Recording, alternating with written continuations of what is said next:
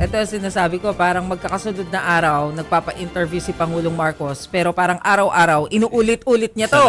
So inulit niya ulit kanina na na merong sapat na supply ng pagkain sa Pilipinas kahit pa merong krisis sa Middle East. Pagkatapos yan na pag-inspeksyon ng Pangulo sa isang distribution center ng food company sa Laguna. Sabi yan ng Pangulo, okay. So, wala naman munang price increase sa loob ng 2 buwan. Ito yung sinabi naman ng palasyo kasunod ng meeting nila kasama ang food manufacturer at food processor.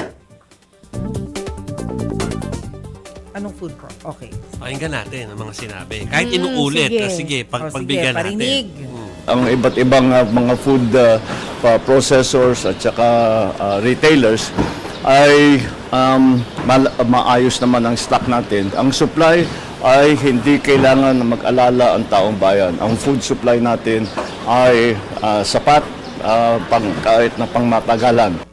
Basta kung hindi tataas ang presyo hanggat kaya nila. Kaya siguro mga 1 buwan, yung iba baka 2 buwan, hindi magagalaw yung presyo. Sana mangyari yun. Kasi tinatransport yung mga pagkain, kung 130 pesos per liter na yung diesel next week, sana nga hindi tumaas. Tingnan natin. Usually 2 pa months. naman yung mga nagde-deliver diesel yung gamit.